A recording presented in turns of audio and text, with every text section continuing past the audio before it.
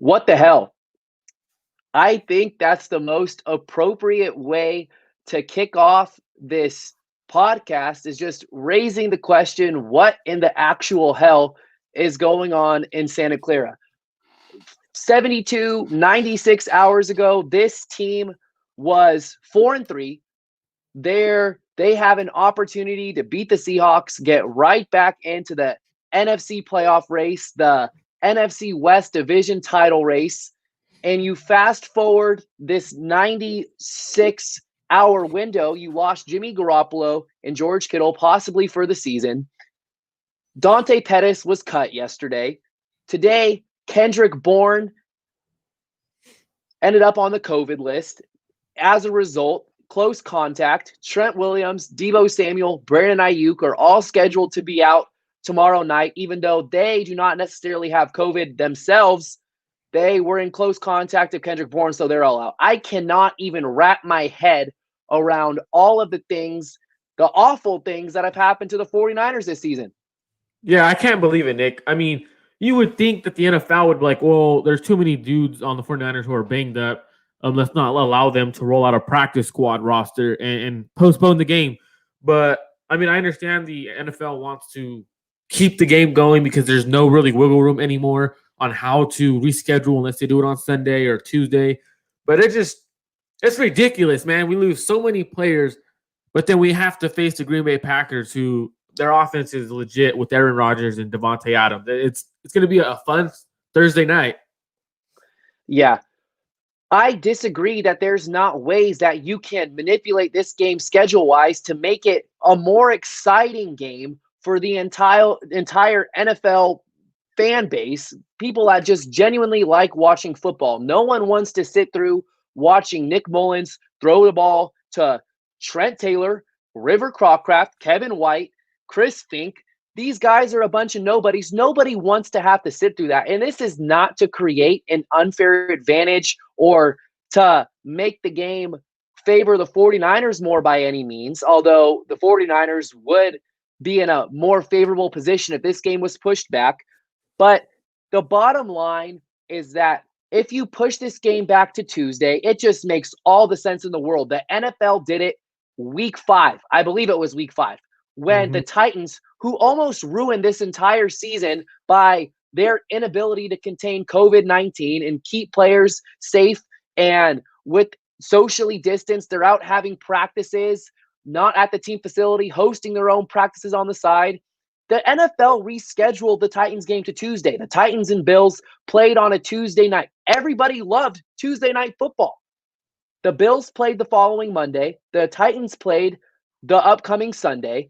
So why in the hell can't the NFL just push this game back to Tuesday, cancel Thursday night football? You did it not that long ago. There was a Thursday within the last couple of weeks where there was no game being played because of similar reasons. So why not take this Packers game, move it to Tuesday night?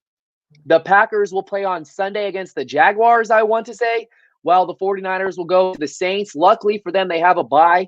But it's like, since the Packers already had their bye week and they play 10 a.m. Sunday morning in Jacksonville, I want to say the game's in Jacksonville, maybe do a doubleheader with them Monday night, have the Packers-Jaguars game Monday night, have the other Monday night game that's scheduled in place, and just have the 49ers suffer on short rest because they are the team that contracted COVID. So I don't really have a problem playing the Saints on 5 days in between. So there's ways that this could work out schedule-wise, but it's absolutely inexcusable. It makes no logical sense for this game to continue to be played tomorrow night. And if you're saying that this is an unfair advantage for the Packers would benefit too because they could potentially have Aaron Jones who's back, questionable, and Jamal Williams. So this is a no-brainer to me. It's a no-brainer. And the fact that this game is still on to be played tomorrow night is absolutely mind-boggling. It is. And when I first realized that they were like, oh, the game's still going on, like, there's no way you keep the game going on. You have so many players from the 49ers who are out. It just doesn't make sense because when you look at it, even if the players who were around each other, if there's someone else on the 49ers who potentially could have COVID due to the results coming back in, you're not keeping any of the other players healthy. You're not keeping anyone safe. The NFL is doing a terrible, terrible job right now in keeping players healthy and allowing the 49ers to roll out with not that many guys. If you allow players to get hurt Thursday night due to the lack of depth on the 49ers roster, the NFL should be blamed for it. If someone goes out and has to play, no, yes, Nick, the reason is you're rolling out with 4 receivers. You normally have 6 receivers on the roster. Now, let's say one dude gets down. He has to take 70 reps. No, that's the NFL's job. When someone gets COVID, they should have just extended the game like they have in the past. Why all of a sudden, no, they want to sit back and allow the game to get going? Is the 49ers-Packers game really going to bring that much TV ratings on a Thursday night with Nick Mullins starting, no Brandon Ayuk, no Deebo Samuel, no Raheem Mostert? No, it's not going to bring that much rating. Just because Aaron Rodgers is coming to place against San Francisco 49ers does not mean that the ratings are going to be high. They would be much higher on Tuesday night rather than Thursday night. The NFL is doing a terrible job right now. Yeah, it's just tricky because the 49ers are already depleted as it was before this whole COVID outbreak happened within the facility, where Kendrick Bourne contracted the virus, tested positive, although he's having no symptoms right now. That's according to his agent, Henry Organ. Trent Williams, Deebo Samuel, and Brandon Ayuk. Those are the 3 that were all within close contact and are no longer eligible to play tomorrow night. So because of that, there's a 5-day self-quarantine period that the players must go through before they're eligible to play. So again, if you push this game back to Tuesday, they're clear to play. And that just seems like the most logical solution to what's going on right now. But why I was disagreeing with you earlier is the 49ers are already so struck and bitten by the injury bug that the lack of depth is not the NFL's fault, and they really just lost 4 players to the coronavirus. 1 player actually has it. We talked about KB, and then you have the 3 in Trent Williams, Deebo Samuel, and Brandon Ayuk. It's not the NFL's fault that the entire 49ers roster is hurt. And very interesting. So Chase Claypool, the wide receiver on the Steelers, came out today and said he has a friend on the 49ers who told him that on Thursday, they go full pads on Thursday. So that raises an eyebrow and makes you think, is that part of the reason why the 49ers have had such a difficult time staying healthy this year? Because Kyle Shanahan's simply putting too much on his players' plate during the week, during practices. See, I agree to disagree as well. Because when you look at I'm not talking about like if other players on the team get injured. I'm talking about the receiving core. And like, for example, if Trent Taylor has to play 70 reps, who normally Kendrick Bourne would be getting most of those reps, Kendrick Bourne should not be seeing the field. So that's what I mean. Like the receivers, I'm not talking about the running backs. We've been bitten with depth on that issue. But I think the NFL is doing a poor job because if the test results, for example, the Los Angeles Dodgers, they played with someone who had COVID during the game. They didn't get his test results from the day before until that day during the game. So, for example, if there's someone on the 49ers who, even though they weren't around Kendrick Bourne or any of the other players, but they did contract it and they haven't known about this, there could potentially be someone who has COVID during the game from the 49ers. And that's what I mean. Like, that's considered an injury right now due to COVID. But you were talking about Chase Claypool, and I want to talk about that because when I read that they're in shells or they're in full pads, but are they going full contact on Thursdays? That's what I was confused by.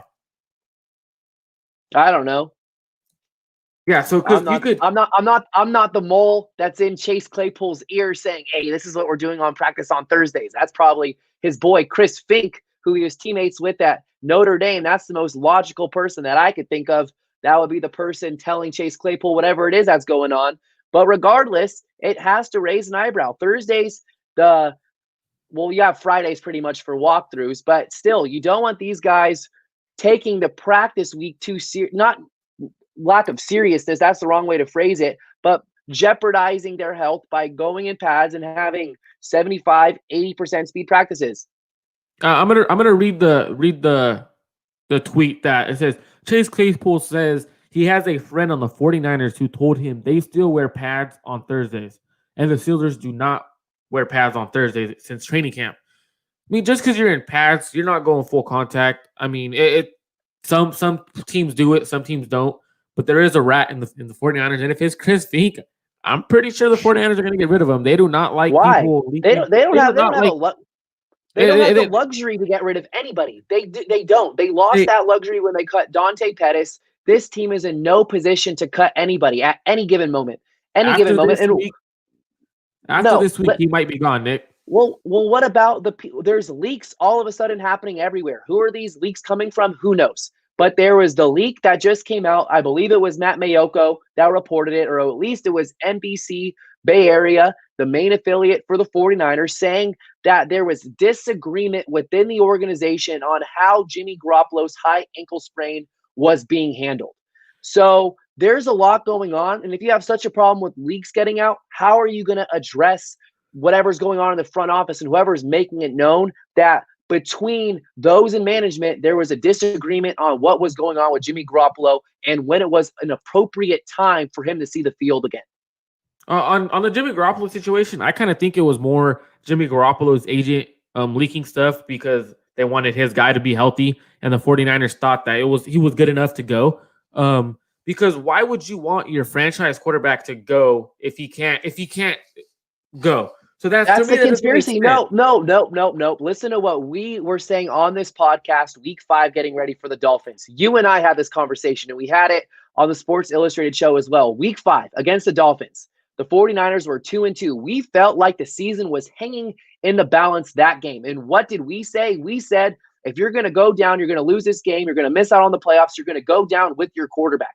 You're going to go down with Jimmy Garoppolo. He gives you the best chance to win. Kyle Shanahan probably had that exact same thought process as us after seeing what Nick Mullins did the previous Sunday night against the Eagles. He probably thought to myself, do I really want to have to play Nick Mullins again? CJ Beathard came in against a prevent defense. I want my starting quarterback who gives me the best chance to win to play this game. And that is more than likely why. I don't know for sure. This is all conspiracy stuff that we're throwing out. But when we hear that there was a disagreement between the 49ers management as to why Jimmy Garoppolo came back as early as he did when others were saying he needed to rest more times, my bet, if I had to put my savings account on one scenario, I would say it's that the 49ers, specifically Kyle Shanahan, was feeling the heat. The 49ers just went 2-2 throughout the first 4 games of the season where they had their most favorable stretch. The pressure was on. The Miami Dolphins were beatable. He probably prematurely advocated for Jimmy Garoppolo to come back. And Jimmy Garoppolo is an NFL quarterback. He wants to play. He's not going to say, no, coach, I don't want to play. He's not soft like that. Yes, he has. Yes, he has. Coaches put him off the field against that Dolphins game. After he if you don't argue, I don't care if you don't argue to come back onto the field. That shows that you're a little bit soft inside. And if he did that, Nick, I know for sure if it was me and my coach pulled me off the field and I had a messed up ankle, I'm not letting him pull me off the field. So you're gonna have to bring a stretcher for me. Jimmy Garoppolo played the remainder of the half against the Jets when he initially got hurt. He was probably thinking that he can come back in 2 weeks, and after he actually tried to play on it, he probably caved into Kyle Shanahan. Yes, I agree with you. It was soft in the sense where he just took his helmet off, was standing there on the sideline, didn't really have a problem being removed from the game. I just don't see Jimmy Garoppolo being the type of quarterback before the game starts when his status for the game is in question. If he feels like he's ready to go mentally, even though his body may say otherwise, he's going to go in and play and at least attempt to start and finish the game. See, because when I heard the conspiracy of that, I kind of thought like, okay, well, maybe Jimmy Garoppolo's agent's leaking it out now that he re-injured that ankle or something like that. But we don't know. Well, we don't know. I mean, we're the organization. It wasn't the agent. It was within the organization. The report suggests. Just because the report suggests, don't mean they're coming from the organization. So that they could have had a disagreement from the agent's perspective and Garoppolo's camp and the organization. So therefore, it was a disagreement within the organization because Jimmy Garoppolo is the franchise quarterback. I mean, I do agree that they shouldn't have played him. We had both said that if he's healthy enough, then you play him. We both have said that. So for me, if the doctors clear him and he clears himself, and if it was really that big of a deal to Jimmy Garoppolo and his camp, he would have sat himself out because he knows that his career is on the line with the 49ers. He knows The doctors are the one that approved him to play. You cannot, after an injury of that magnitude, you cannot, if your doctors are advocating you not to play and you're a professional athlete where your career can end on any single snap, you're going to listen to the doctors. There's no way Jimmy Garoppolo played against the Dolphins without the doctors whispering in his ear, if you feel up for it, you can do it. This injury has slightly improved. You're not 100% healed. And I called it. I said this was going to be a lingering injury that he would have to learn to play on. And unfortunately for Jimmy Garoppolo, it just got worse and worse and worse to the point where he can't play on it. And now he's likely to miss the remainder of the season, may even need surgery. And that's the thing with ankle injuries. They're always going to be lingering for the rest of the time being until you 100% fully recover from that injury. Is Jimmy Garoppolo's ankle injury at fault for missing reads and all that? That's a different topic and everything. But when we look back at Jimmy Garoppolo in that situation, there's a lot of things going on because there was also, I don't know if you guys remember, but there was word that John Lynch and Kyle Shanahan were having a disagreement a while back. Do you remember that topic? Yep. So the thing is like right now, you're winning last year, so everything that's solved quickly. Everything gets solved when you're winning.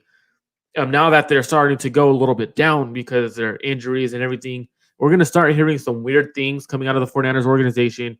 We're going to hear people saying that they are hearing things, that this is going on. And you have to just look at it as, well, is it really going on? And take it with a grain of salt. Because a lot of times people are getting paid to write articles that get clicks, and they're getting paid to make everything sound so entertaining. And it might not be that case. And to play devil's advocate, there's also the organization that doesn't want this stuff to get out, and it's so easy for them to retract. So how are you going to prove whether or not there's any validity to the report? It's just too hard. Let's turn the page. Dante Pettis. This is a topic I'm extremely passionate about, talking about the mismanagement of Dante Pettis' career. The final 5 games, or he played in 5 of the last 6 games his rookie season, looked like a stud wide receiver, had tremendous chemistry with Nick Mullins. Well, for whatever reason, entered Kyle Shanahan's doghouse going into his sophomore year and just never recovered. Now the team cut him outright. He was just claimed by the New York Giants today on waivers. What is your thought process behind Dante Pettis and just his whole 49er tenure as a whole? So the 49ers draft Dante Pettis in the second round, expecting to have a good receiver who they could rely on. And his rookie year, he has a breakout 5-game stretch. And then what happens is, and I'm pretty sure this will happen, is coaches talk to the player, hey, I need you to get better in this aspect. When you come back, I want you to have a little bit more muscle when you come back to camp.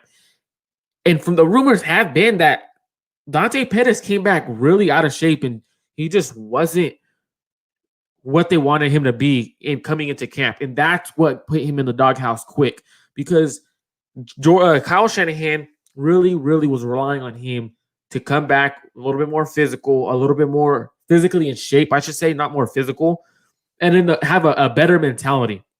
And it didn't carry over to the second year. So the whole season he was put into the doghouse. And Dante Pettis said he did not take that criticism from Kyle Shanahan the right way. He took it in a negative aspect. So that carried over into the following offseason. He didn't get much better. He didn't come back any more aggressive. So you have to cut him. When a guy is sticking around and not really showing any fight anymore, you have to cut him. Or at least try to trade him, and no one wanted him. I think that this is the best thing that could have happened to Dante Pettis, both the human and the professional athlete. For whatever reason, Kyle Shanahan does not like Dante Pettis. That is beyond evident. It's so crystal clear that think of the workspace, the 49ers as your workspace, and Dante Pettis as an employee. He was in a toxic work environment where his superior did not like him. He was the laughingstock of the team, and he has so much potential. As a coach, as a manager in general, you need to learn to cater to different personalities, to different playing styles. Not everybody's a one-size-fit-all shoe or hat that you can wear, and you can act the same way with each and every individual. There's just so much stigma regarding the NFL that suggests you need to be a strong-minded, tough individual if you want to make it. Dante Pettis does not have that mentality. I wrote a whole piece on this in May about how you can't force him to be something he's not. Everybody, it's like, Dante Pettis, he's not a dog. He's not a dog. I wrote a piece that said, and now let me finish. I'm on a rant right now, baby. I got this. I'm fired up about Dante Pettis. That it's okay if he's a feline. If he wants to play like a cat, he wants to play like a feline. There's nothing wrong with that. Let him play to his skill set. Look at cats. What are cats known for? Characteristics, like based on their characteristics. Their agility and all they're that. Agile. They're soft, I guess you could even say. They're They got 9 lives with their movements. That's Dante Pettis. He's deceptive. He's quick. He's agile. He moves his bodies in certain ways that dogs can't. He can fit in the tight spaces. He has defenders on skates. That's his playing style. There's nothing wrong with that. You had dogs on this team in Kendrick Bourne and Deebo Samuel, and because he did not come off as some super superior macho man that he can beat anybody up and he doesn't have the mental toughness or the aggressiveness, most people, I shouldn't say everybody, but this fan base was extremely hard on him for that reason. And I just think he's going to light it up in New York. It's not the most ideal landing spot for him, but as long as he's still passionate about the game of football, which was something that was fairly questioned, I do believe Dante Pettis will have a successful NFL career. He just needed to get the hell away from Kyle Shanahan because that work relationship between the two of them was toxic. Yeah, and I agree that not everyone's going to fit into a work environment like that, and not everyone has to be a dog or has to be that dude. It has to be that guy. But when you're on a roster and you're expected to be a number 1 receiver coming into the season or a number 2 receiver, and you decide to chill all offseason and not really do anything all offseason, how are you getting better? And that's the thing. I don't think it was necessarily that he wasn't a dog or that he wasn't. This is another thing. It's like people see Kendrick Bourne posting things all the time, and I love Kendrick Bourne. Just because Dante Pettis was not frequently posting, like, how do you know? How do you know what he was doing in the offseason? You're assuming that he wasn't working out. No, he said it himself, Nick. He said that he didn't get into an offseason, and that this past offseason, he had a great offseason compared to what he had last offseason. He said, I didn't really do much. And he really did say that if you read it between the lines. This offseason, coming in and during one of the camps, he was actually interviewed in the front of the media, and he said, this offseason compared to the last offseason is night and day. So that's what I'm talking about. Like on the first offseason when he got put into the doghouse, he didn't come back how he was supposed to come back, and he knows it. And that's when he admitted that's when he got benched in the Super Bowl to be inactive, is when he finally flipped that switch and started doing something in the offseason. So that's what I'm talking about. There's no doubt that he took the offseason between his rookie year and sophomore year lightly. And this is another piece that I wrote about and touched on in my article, that when you look at Dante Pettis' career path, he got a full ride scholarship out of Juniper Serra High School in LA, went to Washington, got playing time as a freshman. And from his freshman year to the time he entered the NFL draft, he was always the guy. And then he comes into the NFL, closes the season out on a tear. The last final games lit it up, had a nearly 400 receiving yards, 4 touchdowns, was just absolutely on fire. Got to keep in mind, Dante Pettis is a 22-year-old kid, somewhere in that ballpark at this stage in his career. He's 22. It's a young thing to do, to take your offseason lightly and not put forth the preparation because you're learning. You're a kid. His brain is still developing.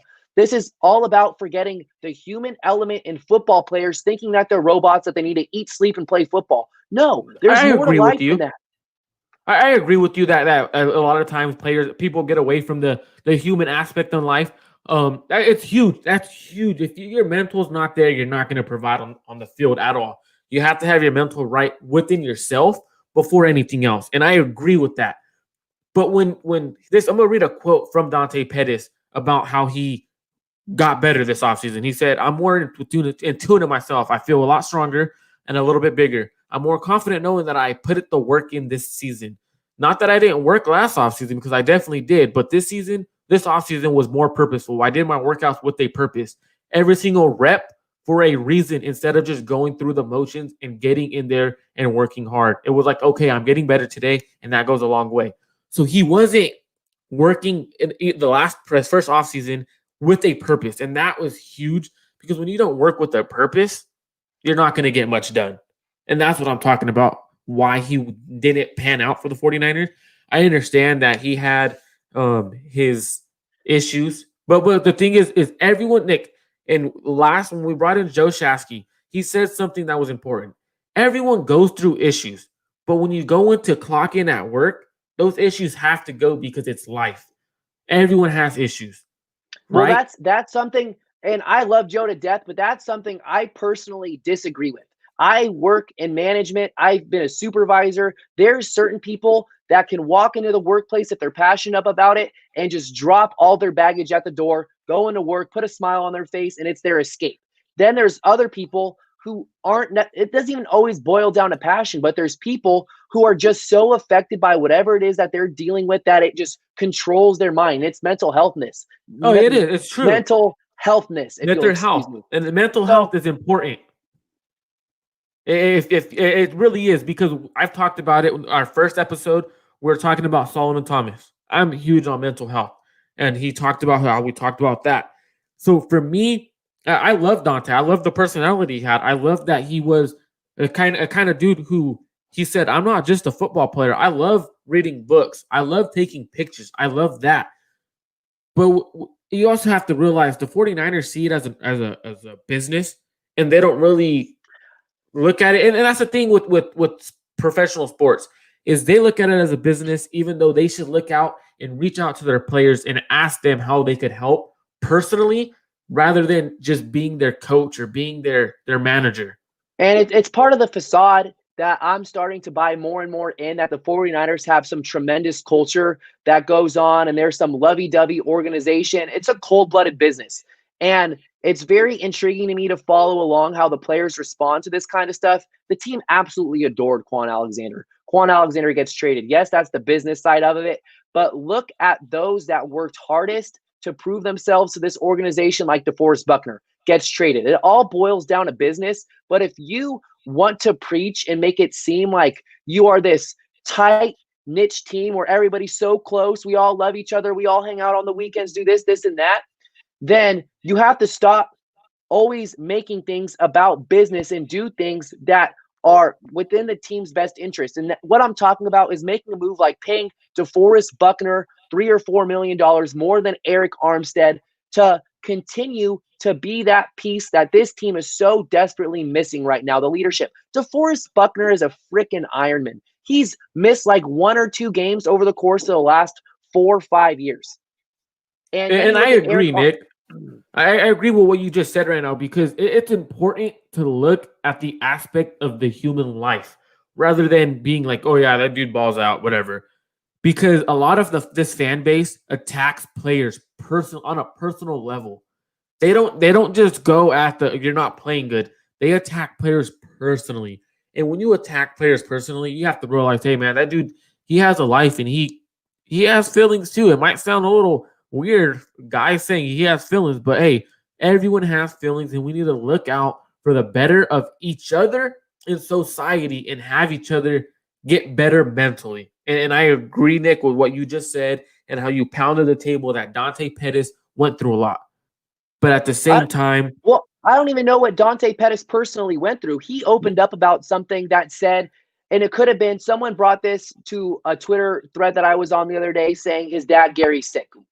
During his press conference, he said he was going through something last year that just completely threw him off as a person, and it was hard he was in a dark place basically. And why that was, who knows? But the bottom line is, I don't think any of that is why he had an unsuccessful tenure as a 49er. I think a lot of it is at Kyle Shanahan, and there needs to be more people calling out the 49ers, specifically Kyle Shanahan and John Lynch, for their inability to develop their draft picks and players that they invested draft capital in that were not good right away. They're not patient. They have not developed a single player that's not a defensive lineman, that was not a stud right away. So that's where I stand. And everybody's just too soft on the 49ers. Start calling it out and calling it what it is. Kyle Shanahan completely mismanaged the careers of Dante Pettis, Akella Witherspoon, and now Tavarius Moore, is on that same path. And I agree, because when you look at Kyle Shanahan, he has that old school mentality that his dad had when he was coaching the 49ers back in the day. And you can no longer have that mentality, because you're getting young dudes who are 22, 21, 25 years old in your team. And that mentality back in the day of that old school macho man that if you're not balling or you're not the dude, then you're soft.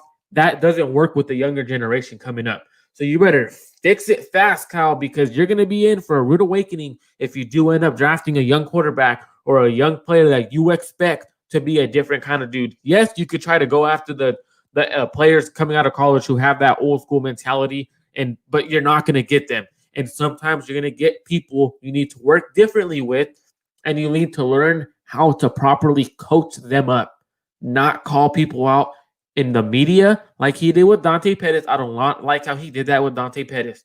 I do not like how he constantly said, well, he didn't do this, he didn't do that. Well, why don't you call out if you're going to call out one dude, call out everyone, not just one dude. And you know what? The relationship between Jimmy Garoppolo and Kyle Shanahan is trending in a very similar direction. For whatever reason, Shanahan gloats more about opposing quarterbacks during upcoming press conferences, getting ready for whatever quarterback they're getting ready to face, like Carson Wentz, for example. And then when it comes to Jimmy Garoppolo, there's just not the praise there.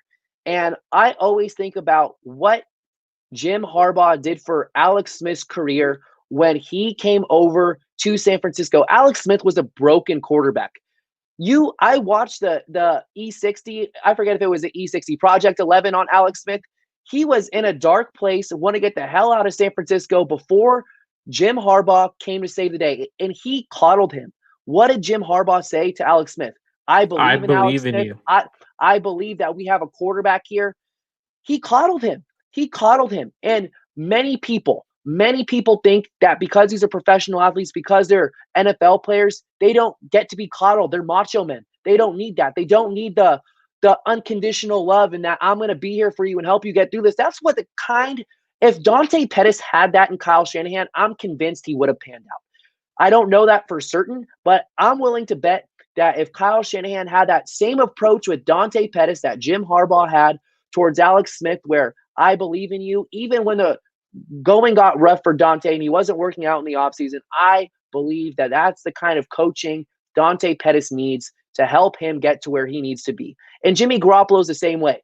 Bill Belichick likes Jimmy Garoppolo more than Kyle Shanahan does. And for that reason, I do not see Jimmy Garoppolo quarterbacking this team in 2021. And I don't necessarily think it's because Kyle doesn't believe in Jimmy Garoppolo, because like today he did say, or was it today or yesterday, he did say that of course he wants Jimmy Garoppolo on the field because he gives him the best chance to win. But I think it comes down, I think he believes in Jimmy Garoppolo, but I think it more comes down to he has to keep his playbook and his offensive scheme really limited when Jimmy's on the field, because Jimmy obviously can't do everything Kyle wants.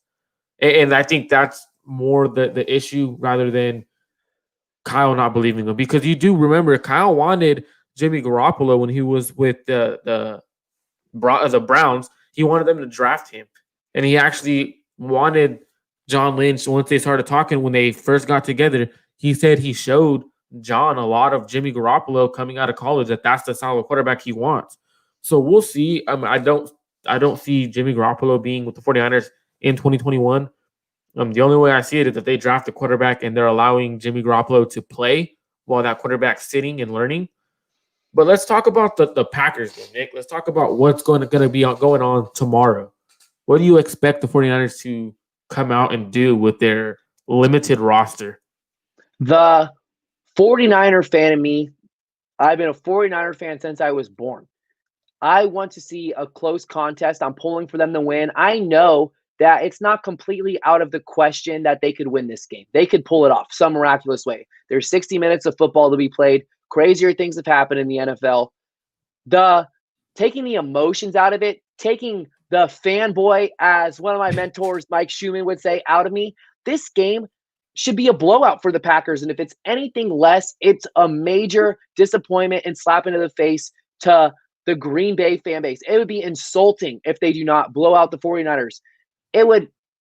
It's inexcusable almost. If you look how these two teams match up, the Packers have the advantage in every single category. Just looking eye test wise, you can throw all the analytics you want at me saying, well, the 49ers could exploit this, they could exploit that. Their DVOA suggests this. Throw it out the window. You have Jarek, Tired Legs McKinnon, toting the rock probably a handful of times, JaMychal Hasty, who we're high on. There's just not enough firepower. Marco, hear me out here. This team is missing like 18 of the key players and starters who played in the NFC Championship game last year. It's a crazy astronomical number. This is not the same scenario as last year at all. And I'm just not buying that. There's not a logical reason. No one can provide a logical reason as to why this game could be close. If you're looking at this through the lens of logic, it just does not make sense for the 49ers to win. Is it possible? Yes, because it's the NFL and any crazy thing could happen. But on paper, roster by roster, statistic by statistic, this game 100% favors the Packers, and it should not be close. And if it is, more power to Kyle Shanahan and Nick Mullins. Want to know why it'll be close, Nick? Want to know why it'll be close? Yes, blow my mind. Amaze me. Because Matt LaFleur on Thursday nights is not good. Matt LaFleur against the 49ers is not good. And we're being honest right now. Matt LaFleur had a bye week to prepare for Kyle Shanahan on a Thursday night. He did not do nothing last year. No, they played on a Sunday night last year. Well, we had a short week. They had a bye, I believe. He had heck of time to let me look at it real quick. No, it was definitely they played on Sunday. I know because I was in Disneyland with my girlfriend. We watched it. That was one of the two games I didn't go to last year. I went to all Niner games except for the Packers Sunday night football game. And then I did not go to the Falcons game in which they lost. They won the home game on Sunday night, 37-8. They lost they won the NFC Championship game 37-20. They scored 37 points in both games. And the sample size is too small. You can't say Matt LaFleur doesn't do well against Kyle Shanahan because we're looking at just last year. That was Matt LaFleur's first year as a head coach, if I'm not mistaken. So it was his first year as a head coach. The sample size is too small to say he doesn't perform well against Kyle Shanahan when Kyle Shanahan had a superior roster. It wasn't even close. Now the Packers have the superior roster, and the 49ers are all sitting in hospital beds just trying to recover because I bet if you made a human body, if you took a skeleton and you were to slap on an injury, every single 49ers injury onto that skeleton based on location, the entire body of that skeleton would be injured. I'm trying to think if anybody has a concussion right now, I'm not sure, but you have foot injuries, you have calf injuries, you have knee injuries, you have probably thigh injuries, you have abdomen injuries, arm injuries, COVID. Everything. So it's unbelievable. And for that reason, it just does not make sense that the 49ers can win this game. Like, I'm gonna sound like a fanboy, Nick, and I'm down to sound like a fanboy because this is not. I'm being 100% honest. I think the 49ers win, and I'm not saying this because I'm a 49ers fan. I'm saying this because it's a Thursday night game. It's a Thursday night game, and crazy things happen on Thursday night. The New York Giants on Monday night just almost beat the Bucks. Are the Giants healthy? The Giants are healthy, but it don't matter. Their team sucks. They're better than the Jets. They're not too bad. Okay, better than the worst team in the NFL. They have pieces. The Giants have pieces. But when I look at it, the 49ers should be getting Jordan Reed back. That's going to be a key. Ross Dwelly, everyone likes to count out. I think Ross Dwelly is a good enough receiving tight end to help out. They're going to come out in 22 personnel. They're going to do more than everyone thinks they actually can do with their offense being really limited. Richie James is questionable. He should be able to step in. Why? Why should he be able to step in if he's questionable? Who, Richie James? Yeah. Because he's gonna go. He's questionable. How are you gonna say he's gonna go? Questionable is most likely gonna play when No, that's probable. Probable is most likely gonna play. Probable He's gonna 75% go. chance, questionable's 50-50, and then doubtful's 25%, out you're 0%. So Last you're that's no, flawed logic to think.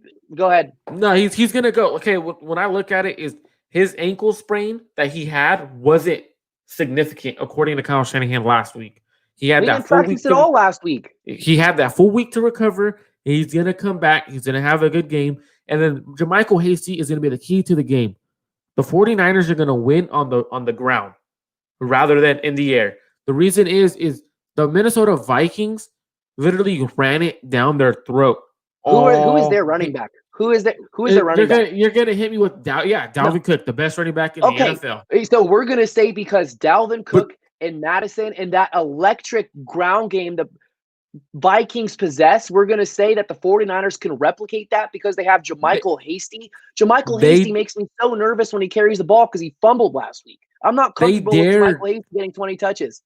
They dared Kirk Cousins to throw the ball. Dared. They had dudes in a box. They couldn't stop a run at all.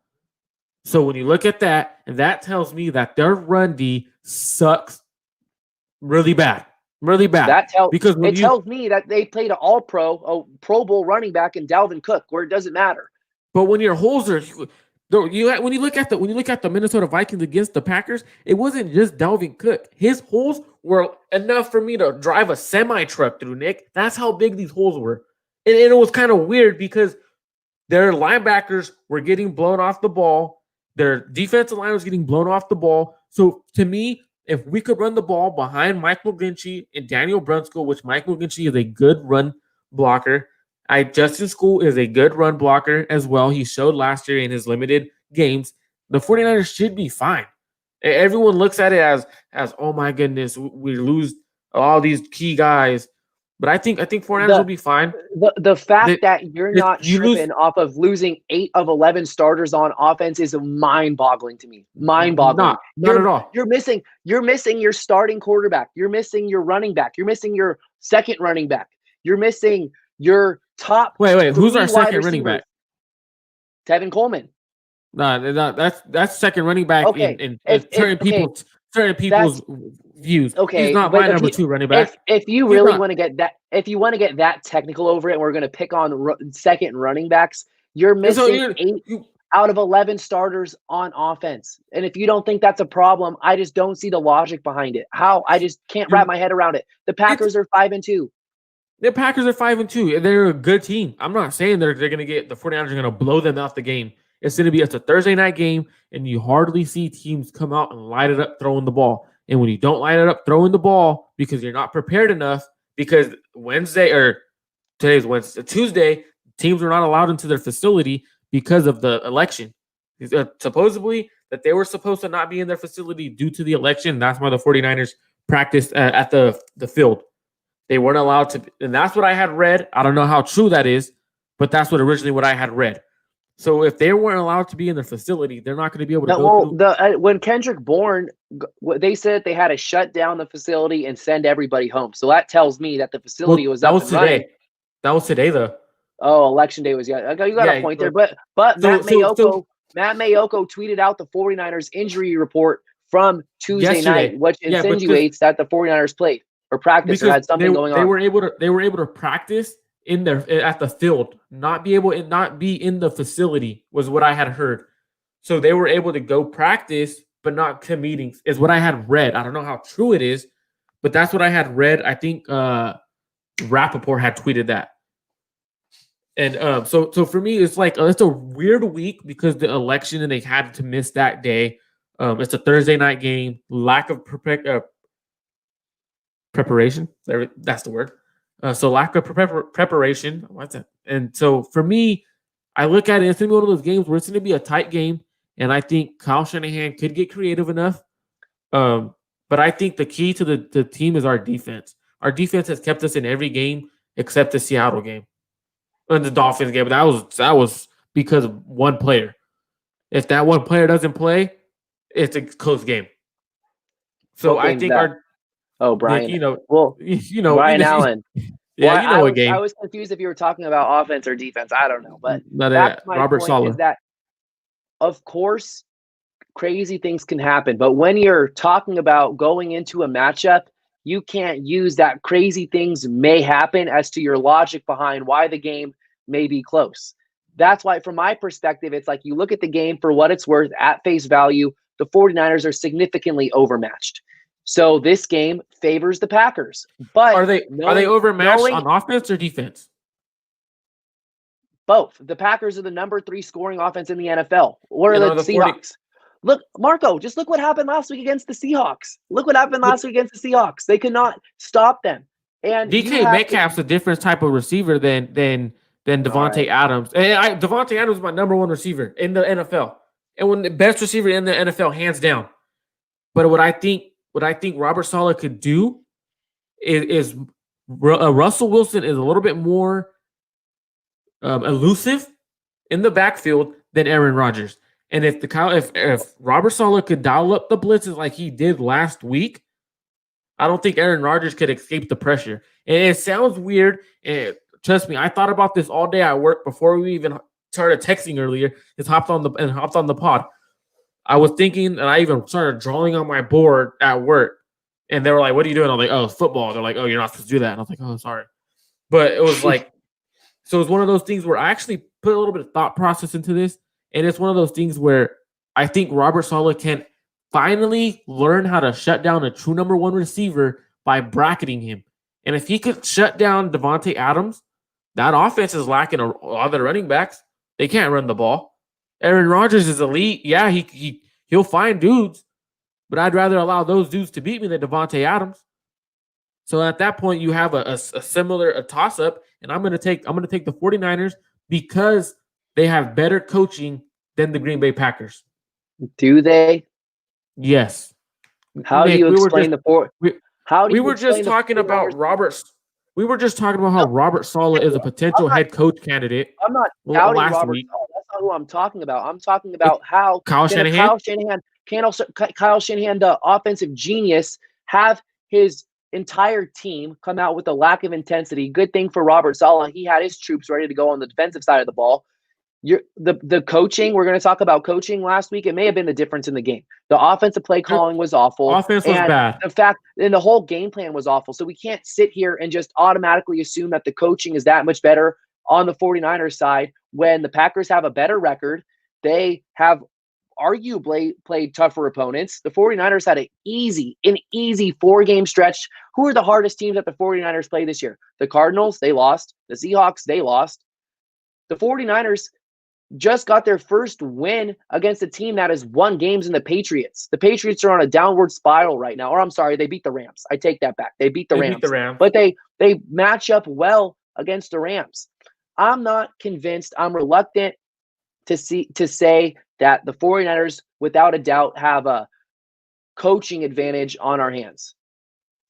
I would disagree because I've seen Kyle Shanahan put up points with nobodies. With literally he carried the Browns, and the Browns had a terrible offense.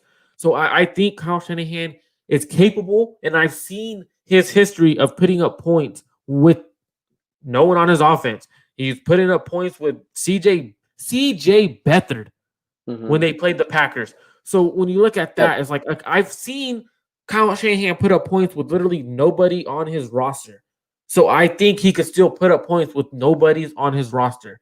His scheme is capable of putting up points. And that's what I'm leaning on is Kyle Shanahan's scheme rather than his players. Everyone talks about how Kyle Shanahan is this offensive guru. If he's really this offensive guru that I believe in, then he could plug in receivers in his offense and figure out how to scheme them open and allow them to score. And I think Kyle Shanahan is going to be capable of doing so against the weak linebackers that the Packers have and the weak defensive line they have. Jair Alexander is going to be key to the game. Have Nick Mullins stay away from throwing the ball that way, and you should be fine. We'll see. At the end, I think talent matters. You need to have the talent there. Just look at the win-loss record with Jimmy Garoppolo and without Jimmy Garoppolo. You need to have players. You can scheme up whatever the hell you want. If you don't have the players to execute, you're not going to remain competitive. So where I stand with this game, the Packers have the significant advantage. The 49ers, really, it's hard for me to logically think of a way that this game is kept close. The only way it's kept close is understanding that it's the NFL. Anything could happen any given Sunday or Thursday in this matter. There's a possibility. There's always a possibility that an upset can occur. So I acknowledge that the 49ers could indeed upset the Green Bay Packers, and I'll be forced to eat my words, which I have no problem with. I'll be happy. I'm in a win-win situation. Win-win situation. Either I call the game and I'm right, the 49ers had no shot, they lose to the Packers, or the 49ers win the game, I eat my words, but now they're 5-4 and they're back in the playoff hunt. I see this game unfolding. I'm going to change my score a little bit to what I predicted in my NFC West preview for Sports Illustrated. I have the Niners win, or the Packers winning. The Packers winning 28, 49ers 20. I'm going to leave it right there. So it's not a blowout. The Packers do cover their spread. Last time I checked, they're 7-point favorites. But this is the first time I checked on the way home. 5-5. I think it shifted since the whole COVID thing happened. Most books have it around like 7.5 right now. But 5, that's even more favorable for the Packers. And anyway, I hope I'm wrong. If I'm not, I'm going to throw out a bonus possibility here, or a bonus question, I should say. Should this game be played tomorrow, or will this game be played tomorrow? I'm going to say there's a last-minute unforeseen shift that pushes this game to later on in the week. It will not be tomorrow. I agree. And I hope that's the case. And if that's the case, I'm still rolling with my prediction that the 49ers win. I'm not going to give a score prediction because I think it's going to be one of those games where it could get really close and both teams might not score much, but it can also be one of those games where it's a little weird shootout, which is kind of weird. I've seen it happen with Aaron Rodgers and CJ Beathard. I believe it could happen with Nick Mullins and Aaron Rodgers. I mean, who was CJ Beathard throwing to? Marquise Goodwin? I mean, we're going to hate. So we're looking at it. I mean, I've seen it happen. So I have the question I had was, who do you see from the backups making an impact and you excited to actually watch them play? I'm excited to see Justin School because I feel like you can really learn a lot about what you have from him, not just from this game, but I'm hoping he has an opportunity down the stretch because Trent Williams, you're on the hook to pay him a lot of money. It's not easy finding left tackles, and it's a premium position in the NFL. So I'm excited to see Justin School. Wide receiver-wise, Trent Taylor has an opportunity to really shove it to me personally if he has a big game. There's just the defense is intact for the most part. So you're really looking at the offensive side of the ball. And I'm excited to see Nick Mullins again. I don't feel like we really got a fair experience from him, or the value of Nick Mullins is not fair to rest on that Eagles game. I'm interested to see what he does tomorrow night. So Mullins and Justin School are two guys I'm personally going to keep my eye on. JaMychal Hasty in a bigger role. That's another intriguing guy because he's going to be with this team long term. How about yourself? You first person you named, Justin School. For That's me, it could be one of those. That's my guy. I've been wanting Justin School to get some reps in, especially in a couple of the blowouts that we've had. This could be the determining factor because he's going up against two good defensive tackles. The Smith brothers are edge rushers. Those are two good edge rushers the Packers have. If Justin School could hold his own against those two, like he did in the previous season when he held his own against Myles Garrett, I think the 49ers could look at Trent Williams and be like, hey, man, he's too expensive. Let's move on in the offseason and roll with Justin School. It sounds weird. It sounds crazy. I'm a little lunatic, but it's all right. I think Justin School was going to be a really big impact in this game, in the run game and in pass pro. And I'm actually excited to see Richie James. Hey, if he's playing, I'm excited to see Richie James too. And I think he will play. No score prediction though? No score prediction. I'm pulling to you. I plead the fifth on this one. So let me also clarify before we wrap things up. What I'm saying right now, everything I've just said regarding this matchup for the last 20 minutes or so is purely based on if this game is played tomorrow. But if it's pushed back later in the week and the 49ers have an opportunity to get healthy, of course, that changes my thought process because my whole spiel is that the 49ers are simply overmatched right now because of who they're forced to play, because of the outbreak of COVID, because of the injuries. So if they're able to get guys like Trent Williams, Debo Samuel, if this game's pushed back to Tuesday, could possibly play, Brandon Ayuk, that's a whole game changer. And then I'm with Marco that weird, crazy things could happen. The 49ers just match up much better. But if this game's played tomorrow, I'm sticking with what I said for the last 20 minutes. That's where we're at. Episode 17.